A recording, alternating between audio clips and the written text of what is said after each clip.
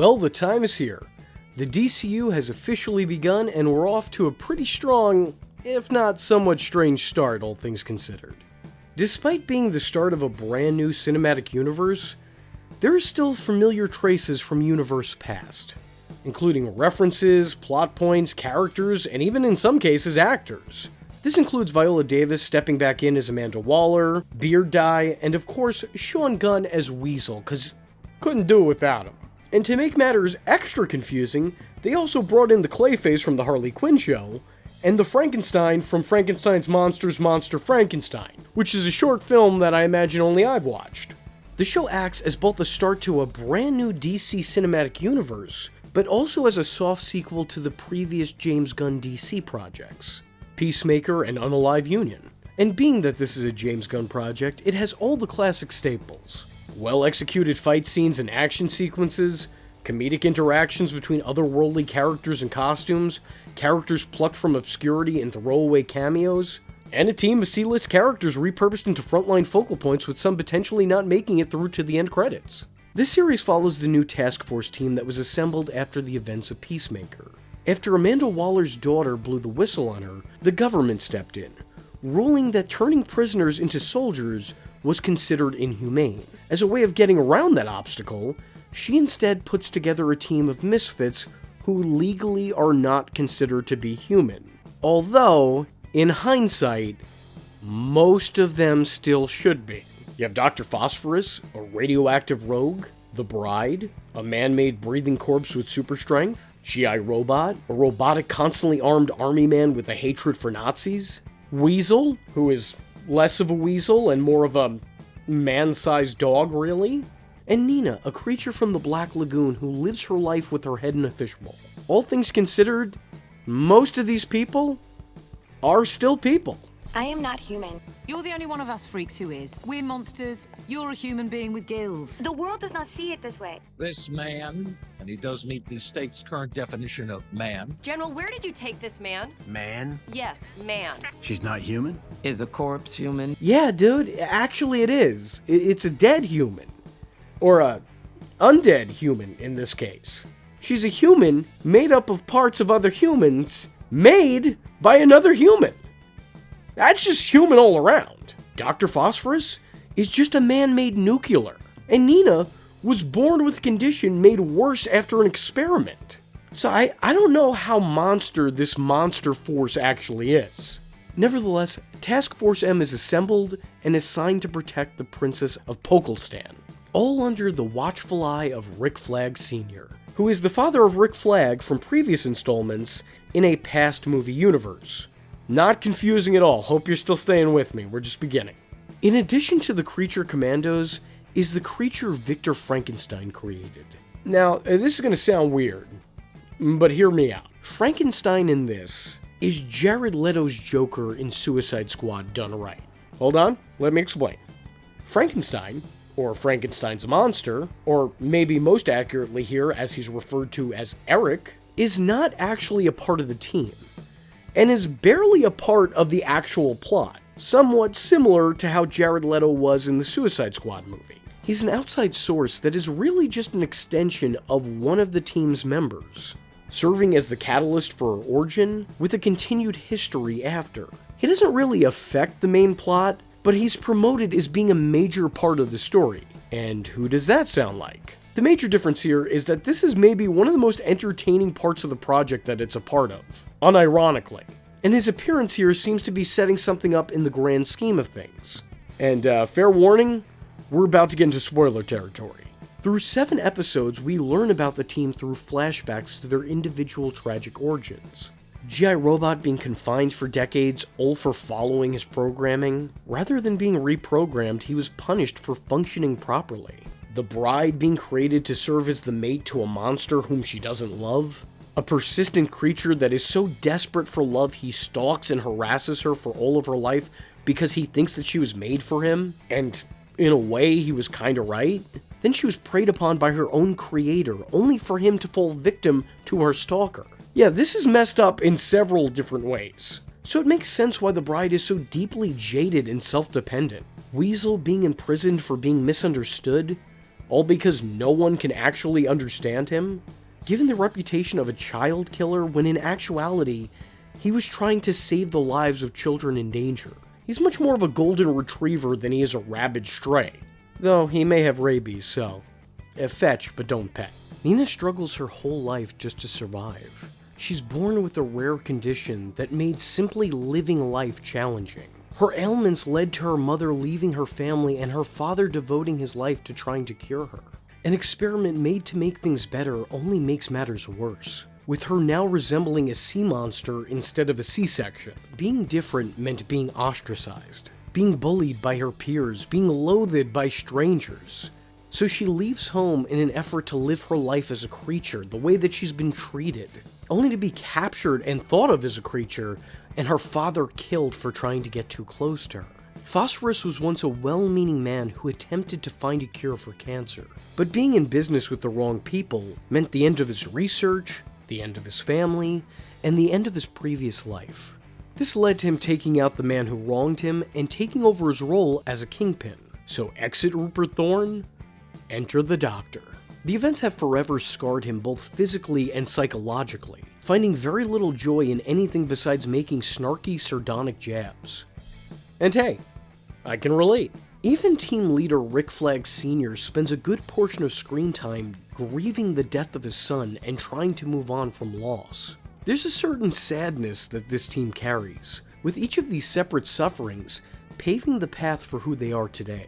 Yet they don't spend a lot of the screen time sulking. Instead, they're making quips and taking jabs at each other. In a very short amount of time, we see some of the team begrudgingly bond, and dynamics develop. Despite their alleged villainy, these 2D cartoons are three-dimensional characters. We see that despite his typically callous nature, Dr. Phosphorus is not beyond compassion. Weasel, who's thought to be a monster, is proven to be much more of a loyal pet. And although the bride downtalks Nina, she's also the one who winds up avenging her. The tragedy doesn't end at the characters' roots, as some of the team meet their end before the end credits. Although at least one of them returns following their alleged demise. There is not a bad performance amongst the cast, a lot of which I was already familiar with. I knew Sean Gunn from anything James Gunn's ever done, and I knew Alan Tudyk from anything DC has ever done. Everyone just understood the assignment and was the right person for it. One thing that I should mention is that everyone who was cast in the series were actually asked to physically audition for it, as these roles were cast with the expressed purpose of potentially having them appear on screen in live action someday. Outside of the main cast, Creature Commandos also gives audiences a sneak peek of characters like Batman, Superman, Clayface, and many, many more, giving us a very vague idea of the future that this universe is going to see, subtly world-building in the window dressing of the story being told, which for me personally is the preferred method of creating an expansive extended universe. Not everything has to connect perfectly, they just have to somewhat align. I don't need everything in this to build toward everything that's going to come up, but I would like to ideally see some traces of the future back in the past. Am I making sense? Probably not. Let's just move on. Now, I know I said spoiler alert before, but I really want to double down on that now, because for real, spoilers incoming. The Commandos are sent to protect the Princess of Polkelstan from the antagonist of the Amazonian, Circe, who leads an army of simps dubbed the Sons of the Mascara. They threaten to take down the future ruler. During the mission, the teams bond, and a romance begins to blossom between the elder task force leader and the much younger future queen. But after apprehending the sorceress, she shows Amanda Waller a vision of the future, in which this princess will overthrow all nations and take over the world. So the team is sent back to this country, this time in an effort to stop an apocalypse before it starts.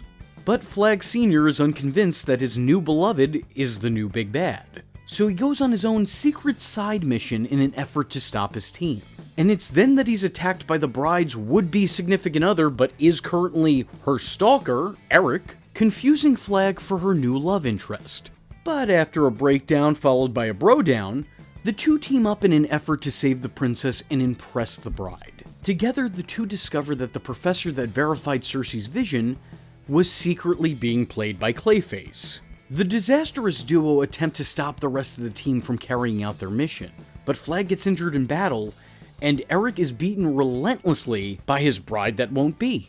Still, the team is stopped, ultimately thwarted by the affection that Weasel has for the princess, causing the princess to kill Nina in self-defense, which is an unfortunate ending to an already unfortunate story. Afterward, everything gets cleared up, and Weasel is declared a hero. The bride, however, isn't buying that, and deduces that the princess actually hired Clayface to imitate the professor after she had already given up the information on the vision, and that her seduction of the senior Flag was a false flag, figuring out that Cersei's vision is true. The season ends with the bride taking her life as the team leaves the country, not stopping the soon-to-be dictator to save the world, but instead to avenge a friend. Upon arrival back at Belle Reve, the remaining team meets the new team replacements. This includes King Shark from the Suicide Squad, a Sans original voice actor, and a previously thought to be deceased GI robot with upgrades, showing just how easily discarded the members were. Immediately replaceable cogs in a machine they're forced to work in for the illusion of freedom. All in all, I really enjoyed Creature Commandos. I think it's probably on par with James Gunn's previous DC outings, two projects it also shares a continuity with, despite not actually being in the same continuity as them. For as much as I love this show, I do still have some hang-ups. For one, while I'm a big fan of James Gunn and his approach to comic content, I'm not going to say I know better than the guy, because I think success-wise it's pretty clear that I don't. But I'm just saying that the approach is a little head-scratching and chin-rubbing, to say the least. I just think given how messy the DCEU was creatively, commercially, and most importantly canonically, a fresh start would have fared a lot better. You know, instead of this strange shared continuity where some things from the other movies happened, but happened completely differently, and then a lot of the other things didn't happen at all. There's a different Batman, there's a different Superman, but all of Peacemaker is canon, except for the scenes referencing the Justice League. The Justice League and the Justice League? Yeah, never heard of them. But you will need to watch the Suicide Squad soft reboot before seeing this. These characters are all recast, but these ones aren't. This woman is still playing the character from this movie, but this guy from that same movie is now playing this guy.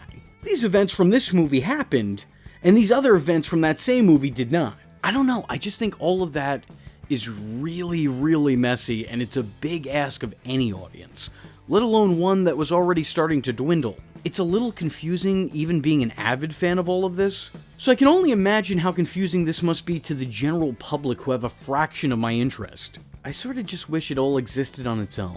In spite of my wishes, I do think that this is a well-told story that tells us a lot about the characters that make up the show. However, I also find myself asking, are these characters in the grand scheme of things really all that important?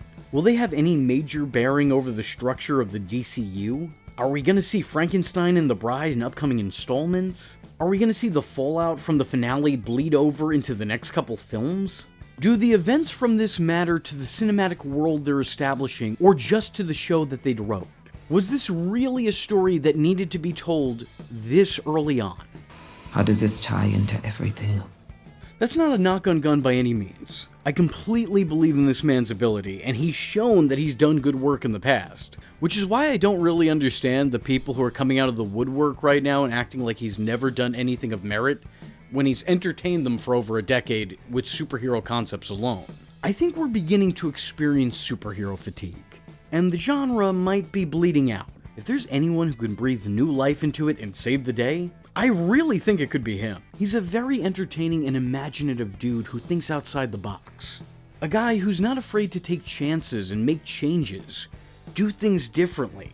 Do things differently than the last thing that he did differently. All I'm saying is if I was in James Gunn's shoes, which once again, I would not be, I think I'd probably go with the safe bet for success and put out movies with all the major heroes. In a roster that boasts Batman, Superman, Wonder Woman, we're getting side projects about DC's Frankenstein and James Gunn's Weasel. It just seems like an odd choice. But then again, we all know that James Gunn prefers to play with people's unused, or times maybe misused, toys. Gunn has put in great work in comic book movies, but that work typically showcases characters most passing fans don't know, characters most passionate fans don't like, or characters that most fans aren't passionate about. These characters are usually reinvented to his own liking, and to his credit, he gets results, turning no-names into stars and integral figures in the continuity. So it makes sense for him to helm a project that puts together DC's greatest rarely talked about misfits. I just don't know if I personally would choose this current time to tell that story. Regardless, I think the results speak for themselves, as without question, the man has once again delivered. This was a solid season, giving us characters that are easy to love, characters that are easy to hate, and characters that we want to tune in to see more of. I love this show, and it left me wanting to see more. So yeah, I don't know how Creature Commandos will affect the larger narrative that it's attached to, but I sure do look forward to finding out. With that being said, if you liked this video as much as I liked making it, and you'd be interested in seeing more videos on the DCU, let me know in the comment section below by leaving a comment saying, I am vengeance. I am the night, and that was V Infuso. Just remember, if you're not tuning in, then you're missing out. So, if you like the words that came out of his mouth hole, and you too would like to become a V-generate, don't forget to like and subscribe. Thanks for watching, nerds! And if you're not joining the fun, you're in for one bad day. And you know what they say about having one bad day?